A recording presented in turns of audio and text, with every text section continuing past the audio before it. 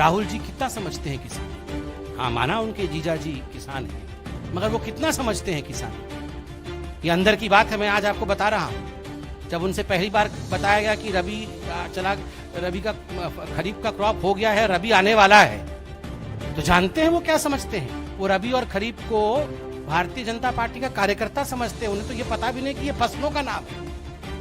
और अरविंद केजरीवाल जी, आप तो वही अरविंद केजरीवाल जी है ना, जिसके कलम से और जिसके कहने के बाद ये फार्म बिल नोटिफाई किया गया 23 नवंबर, इसी वर्ष 23 नवंबर को। ये फार्म बिल नोटिफाई करके, फार्म बिल को यहां कानून बना के दिल्ली में फिर जाके भूख हड़ताल में बैठना, वो ठीक उसी प्रकार है जैसे ये कांग्रेस वाले, याद है ना, छोले भटूरे खा के जाके भूख हड़ताल में बैठे थे, वो पकड़ में आ गए थे। पहले जाके छोले भटूरे खाए थे, फिर जाके भूख हड़ताल में बैठ गए थे। ये जगह जगह टेंट लगा के दूसरे के आंदोलन को अपना आंदोलन बनाने से कांग्रेस पार्टी कोई उभर जाएगी, ऐसा नहीं होने वाला। आज कांग्रेस पार्टी को आज किसान भी जानता है। मैं सुबह से देख रहा हूं, जितने बड़े कांग्रेस लीडर्स वहां से किसानों को आकृष्ट करने की कोशिश कर रहे हैं, आओ हमारा टेंट है, आओ हमारा भोजन है, उतना ही दूर किसान उनके टेंट और उनके भोजन से भाग रहा है। वो कहते हैं हम तो कांग्रेस के पास ही नहीं जाएंगे। आपने देखा तमाम पॉलिटिकल पार्टीज जिन्होंने कांग्रेस के साथ गठबंधन किया था, आज वो क्या कह रहे हैं? आज वो कह रहे हैं ये कांग्रेस आई नहीं है, ये कांग्रेस पी है, कांग्रेस पनौती। कांग्रेस जिसको छुएगी वो खत्म हो जाएगी।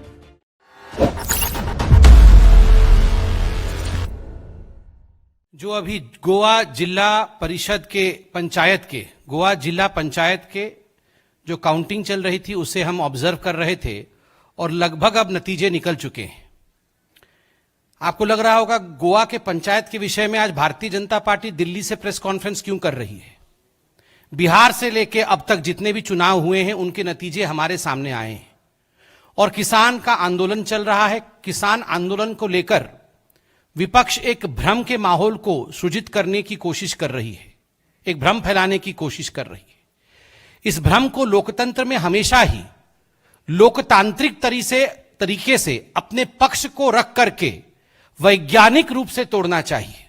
और इसीलिए हम चुनावों की कुछ आंकलन करेंगे और जो भ्रम की स्थिति कांग्रेस पार्टी, आम आदमी पार्टी इत्यादि उत्पन्न कर रहे हैं उसका खंडन करेंगे। गोवा में अभी जो नतीजे आए हैं, 48 सीट्स पर जिला पंचायत के चुनाव हुए हैं, उसमें हम लगभग 27 सीट पे अब जीत चुके हैं और 31 सीट की ओर बढ़ रहे हैं। एक तरह से अपने आप हम गोवा में अपने दम पर बहुमत के आंकड़े को पार कर चुके हैं। वही कांग्रेस पार्टी अब जब मैं आया था नतीजों के साथ मात्र 3 सीट पर थी, आगे चल रही थी 3 सीट पर। जहां हम 27 पर पहुंचे हैं वहां कांग्रेस मात्र 3 पर है। और आम आदमी पार्टी ने भी ये सारे पंचायत के चुनाव गोवा में वो लड़ी थी। अभी भूख हड़ताल पे बैठे हैं, सब इसी सड़क के उस पार बैठे हुए हैं, नतीजे जान नहीं पा रहे होंगे। तो मैं बताना चाहूंगा आदरणीय अरविंद केजरीवाल जी, वहां आप सभी सीटों पर लड़े थे और अभी जब मैं आया तो 0 पे आम आदमी पार्टी बढ़त बनाई हुई थी, अर्थात 0 पर थी। तो ये गोवा के जिला पंचायत के नतीजे हैं। कल रात को आदरणीय गृह मंत्री अमित शाह जी ने, भारतीय जनता पार्टी के राष्ट्रीय अध्यक्ष आदरणीय जगत प्रकाश नड्डा जी ने ट्वीट करके, अमित जी ने बाइट देकर हमें बोडोलैंड टेरिटोरियल काउंसिल BTC 2020 के जो चुनाव है उस संदर्भ में हमें ज्ञान दिलाया और हमें कहा उन्होंने कि क्या नतीजे BTC के रहे हैं। BTC 2020 में भारतीय जनता पार्टी जहां पहले मात्र 1 सीट पर थी, अब 9 सीटों पर है और कांग्रेस पार्टी मात्र 1 सीट पर है। हमारी सहयोगी दल UPPL 12 सीटों पर है और हमारी ही सहयोगी दल जनशक्ति पार्टी GSP 1 सीट पर है। तो स्वाभाविक रूप से ये जो 40 सीटों का समूह BTC का है, इसमें भारतीय जनता पार्टी के जो अलायंस पार्टनर है वह अपनी काउंसिल बना रही है। हम BTC का काउंसिल भी 2020 में बना रहे हैं और 1 सीट से 9 सीट में आकर भारतीय जनता पार्टी ने एक बहुत बड़ा छलांग असम में लगाया है। और उसके लिए असम के भारतीय जनता पार्टी के कार्यकर्ता, असम के मुख्यमंत्री सोनोवाल साहब, असम के ही हमारे हेमंत बिश्व शर्मा जी को खुद हमारे बड़े नेताओं ने धन्यवाद कहा है। उनका आभार व्यक्त किया है। बंधुगण, राजस्थान में भी हमने ग्रामीण क्षेत्र के चुनावों को कुछ दिनों पहले देखा था। चूंकि उस विषय में ऑलरेडी प्रेस वार्ता हो चुका है, इसलिए अधिक नहीं कहना है, किंतु सिर्फ आपके स्मृति पटल को एक बार पुनः इन आंकड़ों से सुसज्जित करने के लिए मैं कहना चाहूंगा कि पंचायत समिति में भारतीय जनता पार्टी 4,371 सीट्स में से 1919 सीट जीती है, जबकि कांग्रेस पार्टी मात्र 1852 सीट्स जीती है। वहीं जिला परिषद में भारतीय जनता पार्टी 606 सीट में 353 सीट्स जीती है। जिला प्रमुख जो बनाया जाता है उसमें भारतीय जनता पार्टी 21 में से 21 जिला प्रमुख बना रही है और ब्लॉक पंचायत में भारतीय जनता पार्टी 222 में से 93 सीट्स जीती है। आप अगर राजस्थान का इतिहास देखेंगे, समानतः आपको देखने को मिलेगा कि प्रायः जो पार्टी सरकार में होती है राजस्थान में, जिला और पंचायत स्तर के चुनावों में जीत उसी का होता है, ग्रामीण क्षेत्र में जीत उसी की होती है। किंतु अपने आप में ये ट्रेडिशन से अलग हटते हुए कांग्रेस की सरकार होते हुए भी भारतीय जनता पार्टी इन तमाम ग्रामीण चुनावों में कांग्रेस से वोट प्रतिशत और सीट अधिक लेकर आती है। यह अपने आप में कुछ कहता है। बंधुगण, चाहे वो ग्रेटर हैदराबाद का इलेक्शन हो, जो म्युनिसिपल कॉर्पोरेशन ग्रेटर हैदराबाद का इलेक्शन हमने देखा था, जिसमें दुब्बक के चुनाव के पश्चात भारतीय जनता पार्टी ने एक बड़ा छलांग लगाया, या चाहे Arunachal Pradesh local body election हो। 22 तारीख को, आने वाले 22 तारीख को, 22 दिसंबर को Arunachal Pradesh local body election है। मगर आज भारतीय जनता पार्टी को यह बताते हुए अत्यंत हर्ष और आनंद हो रहा है कि जो जिला परिषद मेंबर्स हैं, 240 पोस्ट हैं, उसमें 96 पोस्ट हम अनअपोज्ड ऑलरेडी जीत चुके हैं। 96 आउट ऑफ 240, कॉन्टेस्ट ही नहीं हो रहा है, कांग्रेस वहां है ही नहीं। ठीक उसी प्रकार ग्राम पंचायत मेंबर जीपीएम की जो चुनाव अरुणाचल प्रदेश में होने वाली है, उसमें से 5410 सीट, 8290 सीटों में हम ऑलरेडी जीत चुके हैं बिना कॉन्टेस्ट के। और जो 20 सीटें कॉर्पोरेटर्स की होती हैं ईटानगर म्युनिसिपल कॉर्पोरेशन का, उसमें unopposed 5 seat Bharatiya Janata party जीत चुकी है। तो एक तरह से बहुमत अनअपोज्ड ही हम हासिल कर चुके हैं अरुणाचल प्रदेश में। लक्षद्वीप ऑटोनोमस हिल डेवलपमेंट काउंसिल के भी जो 2020 के रिजल्ट रहे, उसमें 15 सीटों के साथ, 26 सीट है, 15 सीटों के साथ भारतीय जनता पार्टी आगे रही। आपको लग रहा होगा इतनी सारे मैंने सीटों को यहां क्यों गिनवाया, इतने राज्यों को हम क्यों यहां पर परिलक्षित कर रहे हैं, आपका भ्रमण इतने राज्यों के चुनावी नतीजों में क्यों करवा रहे हैं। बंधुगण, मुख्यतः विषय यह है कि हर कोई जानता है कि गांव, गरीब, किसान और मजदूर ये इस देश का रीढ़ की हड्डी है, मेरुदंड है इस देश का। The spine of this country is formed by the poor of this country. The spine of this country is formed by the farmers of this country. And when we speak about these results, जब हम इन परिणामों के बारे में बात करते हैं, ये परिणाम संभव नहीं है यदि किसान हमारे साथ नहीं है।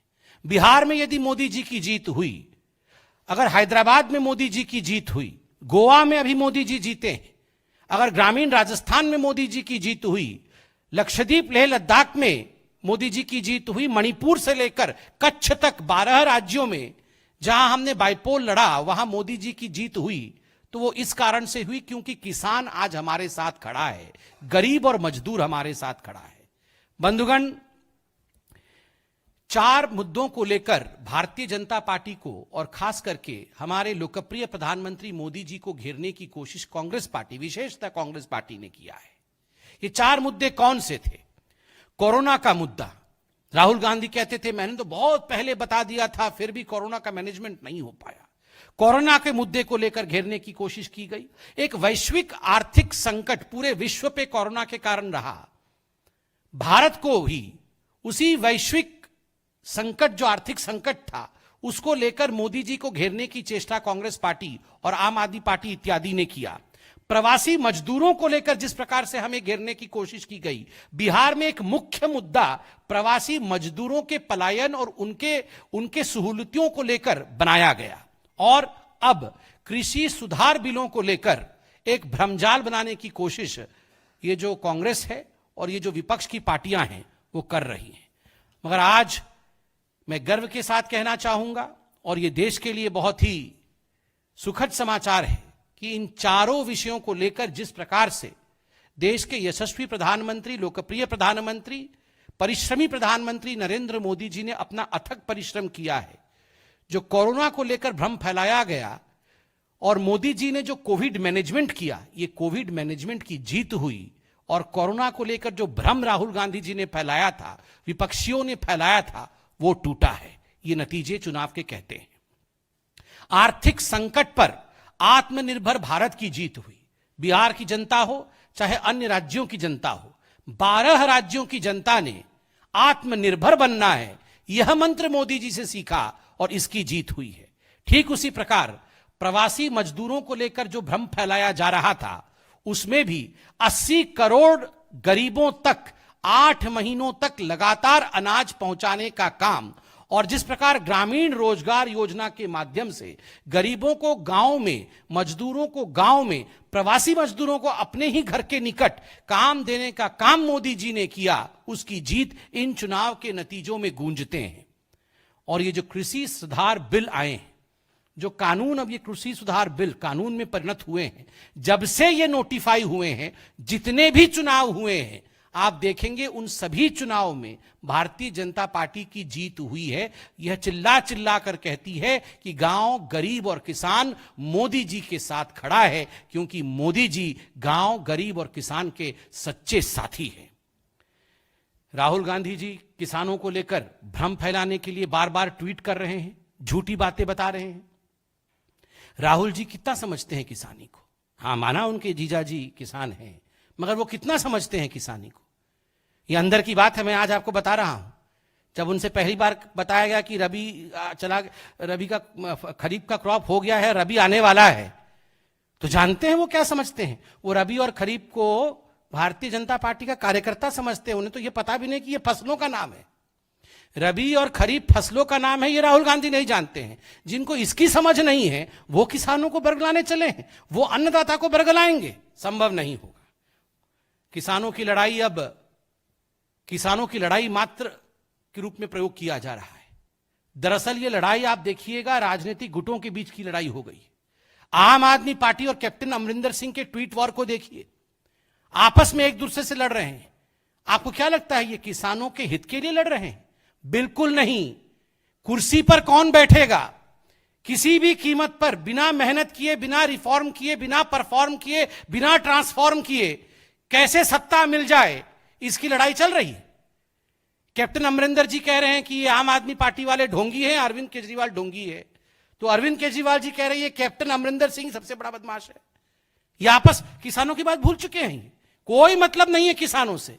ये आपस में सत्ता की लड़ाई करने की कोशिश कर रहे हैं। अरे अरविंद जी, गोवा के नतीजे अभी आए हैं, आप भूख हड़ताल में हैं, कृपया करके नतीजे देख लीजिए। वहां 0 है, यहां हीरो बनने की आप कोशिश कर रहे हैं। और अरविंद जी, हमें यह पता है, ये जो हंगर स्ट्राइक आप कर रहे हैं, ये नींबू पानी से मिटने वाला नहीं है। ये अरविंद केजरीवाल जी का हंगर स्ट्राइक नींबू पानी से मिटने वाला हंगर स्ट्राइक नहीं है। ये सत्ता की भूख है, ये कुर्सी से ही मिटती है।